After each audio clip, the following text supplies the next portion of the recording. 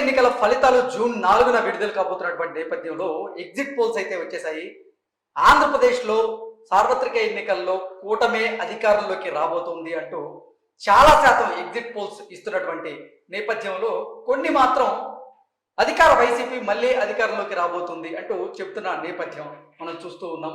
So గతంలో times now ఇచ్చినటువంటి survey ఏదైతే ఉందో అది ఇప్పుడు సర్వత్రా చర్చనీయాంశంగా మారింది.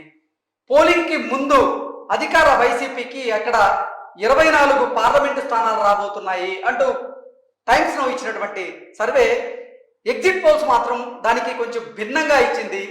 24 స్థానాల నుంచి 13 స్థానాలకి అది పడిపోవడం జరిగింది.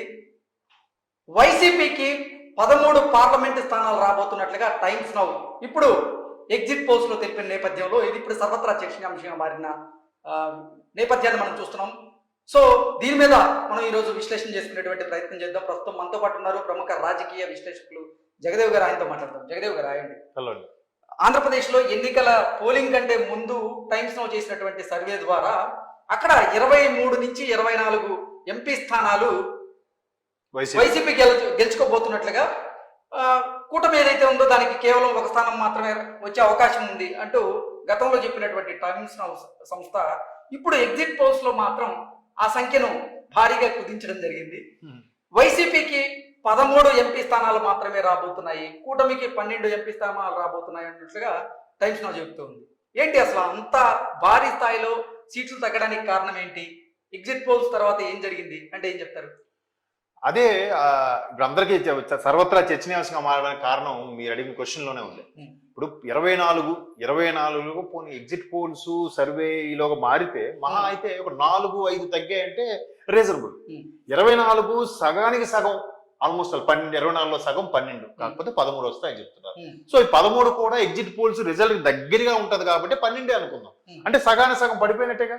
సగానికి సగం పడిపోయిన నేపథ్యంలో ఎంతవరకు వాస్తవం? టైమ్స్ లో అప్పుడు కూడా చాలా వరకు నేషనల్ సర్వేలన్నీ కూడా కూటమికి ఎక్కువగా ఫేవర్ గా ఉంటే, ఒక టైమ్స్ నౌ మాత్రం వైసీపీకి 24 వరకు వచ్చే ఛాన్సెస్ ఉన్నాయి, అలాగే అసెంబ్లీ స్థానాలు కూడా బాగా ఎక్కువగా వచ్చే ఛాన్సెస్ ఉన్నాయని చెప్పింది. ఒక్కసారి ఎగ్జిట్ పోల్స్ అయిన తర్వాత రిలీజ్ చేయొచ్చు అనగానే దానికి దీనికి మహా అయితే ఒక 2 months 1.5 month గ్యాప్ ఉంటుంది అంతే, ప్రీకి పోస్ట్ కి కదా. ఎంత వేరియేషన్ ఏంటి, ఎంత చేంజెస్ ఏంటి? ఒక్కసారిగా ఓటర్ల నాడి అంతగా మారిపోయిందా? లేదంటే పోలింగ్ తర్వాత వీళ్ళు మళ్ళీ సర్వే చేశారా? ఆ పోలింగ్ తర్వాత వాస్తవ పరిస్థితులు దృష్టిలో పెట్టుకొని ఇప్పుడు 13 స్థానాలు మాత్రమే ఇచ్చారా? అసలు ఏం జరిగింది అంటే ఏం చెప్తారు? ముందు ఇచ్చిన సర్వే దాని ప్రకారం చూస్తే చాలా రకరకాలుగా వినిపించాయండి. ఇది కేవలం ఫేవర్ గా ఉండడం కోసం, వాళ్ళకి పొత్తుల్లో భాగంగా లేదా వాళ్ళకి వీళ్ళకి లావాదేవీల భాగంగా ఇచ్చారని కూడా వార్తలు వచ్చాయి. ఈ ఎగ్జిట్ పోల్స్ అనేవి ఎలా ఉంటాయంటే జనరల్ గా రూరల్ ఏరియాలోనా లేదా అర్బన్ ఏరియాలోనా, అలాగే బాగా చదువుకున్న ప్రాంతంలోను, బాగా ఇల్లిటరేట్స్ ఉన్న ప్రాంతంలోను, లేదంటే కూలీలు డైలీ వేజెస్ పనిచేసే వాళ్ళ దగ్గర, ఆ పోలింగ్ బూతుల దగ్గర, బిజినెస్ మ్యాన్లు, పెద్ద పెద్ద బడా నేతలు ఉండే ఏరియాలో, అలాగా మొత్తం తీసుకొని వాళ్ళు బయటకు వచ్చే వాళ్ళ నాడిని పట్టు మీరు ఎట్లా అనుకుంటున్నారు, ఎవరికి వేశారు, అలాగే అక్కడ ఉండే కొంత సిబ్బందితో కూడా సీక్రెట్ గా మాట్లాడతారు. అంటే పోలింగ్ సరళి అయిపోయిన తర్వాత, సార్ మీరు చూశారు కదా, మీరు మీ దగ్గరికి వచ్చిన ప్రాంతంలో ఎవరిని ఎక్కువగా ఏ పార్టీకి ఓటు పడే ఛాన్సెస్ ఉంది అని అడిగే ప్రయత్నం చేస్తారు. చేసి అవన్నీ నోట్ చేసుకొని ఎప్పుడైతే అన్ని పోలింగ్లు అదే కౌంట్ పోలింగ్లు అయిపోతాయో ఆ ఈవినింగ్ ఎగ్జిట్ పోల్స్ సిద్ధంగా ఉన్నప్పుడు ఈ లోపు ఇవి సర్వేలన్నీ క్యాలిక్యులేట్ చేసుకొని ఎగ్జిట్ పోల్స్ గా చెప్తారు. ఏది పోలింగ్ రోజు జరిగిన ఆ రోజు ఎవరెవరు ఎక్కడెక్కడ మహిళలు ఎక్కువ వేశారు, ఎక్కడెక్కడ యువకులు ఎక్కువ వేశారు, ఏది అర్బన్ ఏరియాలో ఏంటి, రూరల్ ఏరియా ఏంటి అని ఇలా చేస్తారు. అలా చేసేటప్పుడు కూడా అది ఎంతవరకు ప్రామాణికం అంటే, ఇప్పుడు ఫర్ ఎగ్జాంపుల్ ఒక మండలం ఉంది, ఆ మండలంలో 10 గ్రామాలు ఉన్నాయి. ఆ 10 గ్రామాల్లో కూడా ఒక గ్రామానికి వెళ్ళి వీళ్ళు సర్వే చేశారు అనుకుందాం. ఈ ఎగ్జిట్ పోల్స్ నిర్వహించేవాళ్ళు సర్వే చేసినప్పుడు ఆ మండలంలో అది ఇంకో 2 గ్రామాలే వైసీపీకి ఫేవర్ గా ఉన్నాయి, మిగతా 8 గ్రామాలు కూటమికి ఫేవర్ గా ఉన్నాయి అనుకుందాం. సో వీళ్ళు 2 గ్రామాల్లో చేసేసి ఏం చెప్తారు, వైసీపీకే ఫేవర్ గా ఉందని చెప్తారు. అలాంటప్పుడు మన మిగతా 8 గ్రామాల పరిస్థితి ఏంటి? ఆ 8 గ్రామాలు కూడా చేయరు. ఈ మండలంలో 2 గ్రామాలు, ఆ మండలంలో 2 గ్రామాలు, ఈ మండలం అలా చేసుకుంటూ వెళ్తారు. అలా చేసుకుని వెళ్ళినప్పుడు కొంతవరకే దాని ప్రామాణికంగా తీసుకోవాలి తప్ప పూర్తి స్థాయిలో కూడా అదే కరెక్ట్ అని చెప్పలేం. సో అటువంటి నేపథ్యంలో ముందు జరిగిన సర్వే ఏదైతే ఉందో తర్వాత జరిగిన సర్వే కూడా కొంత తేడా అనేది వస్తుంది, రావాలి కూడా. అలా కాకుండా ఎంత భారీ స్థాయిలో తేడా రావడం అనేదే ఇప్పుడు క్వశ్చన్ మార్క్. ఇప్పుడు ఇదే టైంలో టైమ్స్ నౌతో పాటు ఇండియా టుడే కానీ లేదంటే న్యూస్ 18 కానీ ఇట్లా చాలా ఉన్నాయి, ఆజ్ తక్ ఇలాంటి ప్రతి ఛానల్ కూడా చూస్తున్నారు. ఈ అన్ని ఛానల్లో కూడా ఎన్డీఏ కూటమిలో భాగస్వామ్యం వాటికి ఫేవర్ గా వస్తుంది. బట్ టైమ్స్ నౌ మాత్రం వైసీపీకి ఫేవర్ గా చెప్తూనే భారీగా మార్పు చెప్పింది. ఎంత భారీగా మార్పు చెప్పడంలో అరే ప్రీకి పోస్ట్ కి ఎంత తేడా ఎలా వచ్చేసింది అంటే వీళ్ళు ముందు చేసినదైనా రాంగ్ అవ్వాలి, ఇప్పుడు చేసిందైనా రాంగ్ అవ్వాలి, రెండిట్లో ఏదో ఒకటి రాంగ్ అవ్వాలిగా, రెండు రైట్ ఎలాగవుతాయి, అంత తేడా ఎలా వస్తుంది? రాదు.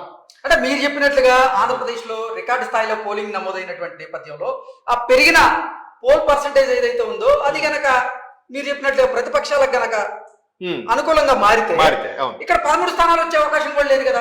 మరి 13 స్థానాలు రాబోతున్నాయి అంటూ ఇప్పుడు టైమ్స్ నౌ చెప్తుంది కూడా, అది ఒక చర్చకి దారి తీస్తుంది. అవును, చర్చకి దారి. ఎందుకంటే ముందు కూడా చాలా నేషనల్ ఛానల్స్ చేసిన ఇంటర్వ్యూలో కూడా కూటమికి ఎక్కువ ఫేవర్ గా చెప్పి ఒక టైమ్స్ నౌ మాత్రం వైసీపీకి ఫేవర్ గా చెప్పింది. సో ఇప్పుడు కూడా మనం ఈ స్థాయిలో చెప్పకపోతే మన రెప్యుటేషన్ పోతుందో, మన నంబర్ ఉద్దేశంతో మేబీ చెప్పిందేమో అనుకునేది చాలా మంది విశ్లేషకుల అభిప్రాయం.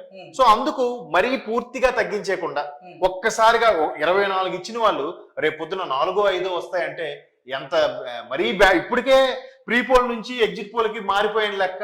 అసలు ఏంటి వీళ్ళు ఒక్కసారి యూటర్న్ తీసుకున్నారా, జెండా మార్చేశారా అని ఇప్పటికే టైమ్స్ నౌ మీద రకరకాల మొత్తానికి మీరు బానే ఉంది. 25లో 13 అంటే ఎక్కువ ఉన్నట్టే. కానీ ఎంత చేంజెస్ మరీ చెప్తే ఉన్న రెప్యుటేషన్ కూడా కాస్త దెబ్బతింటుందేమో.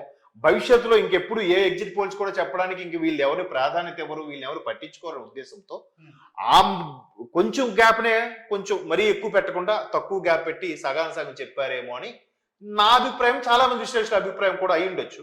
కానీ మొత్తం మీద ఎంత చేంజెస్ ఎలా వచ్చేసాయి అంటే మేబీ ఈ మధ్యకాలంలో కొన్ని ప్రభుత్వ పథకాలు కానీ ఆ ల్యాండ్ యాక్ట్ విషయాలు కానీ కొంతమంది చేంజ్ అయ్యారో కూడా అనుకుంటున్నారు. ఇంకోటి ఏంటంటే చాలా మంది నమ్మేది ఏంటంటే రేపు పోలింగ్ అంటే ఈ రోజు రాత్రే చాలా సమీకరణాలు మారిపోతుంటాయి అంటుంటారు. ఎక్కువగా రూరల్ ఏరియాలో ముందు రోజు నైటే డిసైడ్ అవుతుందని చాలా మంది మిత్రులు చెప్తే కూడా విన్నాను. అంటే అఫ్ కోర్స్ నేను అంత రూరల్ ఏరియాకి చెందిన వ్యక్తిని కాదు కాబట్టి నాకు మరి అంత డెప్త్ గా పల్స్ తెలియకపోయినా రూరల్ ఏరియా ఏదైతే ఎక్కువగా బలపరుస్తుందో అదే ఎక్కువగా ప్రభుత్వాన్ని ఏర్పాటు చేసే అవకాశం ఉండొచ్చు.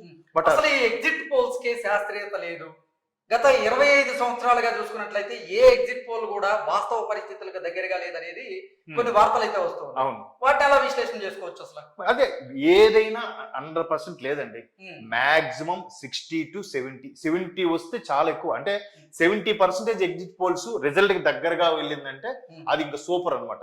ఆ ఎగ్జిట్ పోల్ సర్వే నిర్వహించే ఏ సంస్థ అయినా ఏ ఛానల్ అయినా వాళ్ళు ఇంకా తోపుని అనుకోవచ్చు. మీరు అన్నట్టు అది శాస్త్రీయత లేదు, అది పూర్తి స్థాయిలో ప్రామాణికంగా తీసుకోవడానికి కూడా లేదు. నా అభిప్రాయం కూడా అదే. కాకపోతే ఉన్న వాటిలో కొంచెం ఇది ఒక 60% దగ్గరగా రీచ్ అవుతుంది అబ్బా వాళ్ళు చెప్పిన రిజల్ట్ కి అని అనుకోవడం. ఎవరి పార్టీ వాళ్ళు ఫేవర్ చెప్తే ఓకే అని సాటిస్ఫై అయిపోవడం.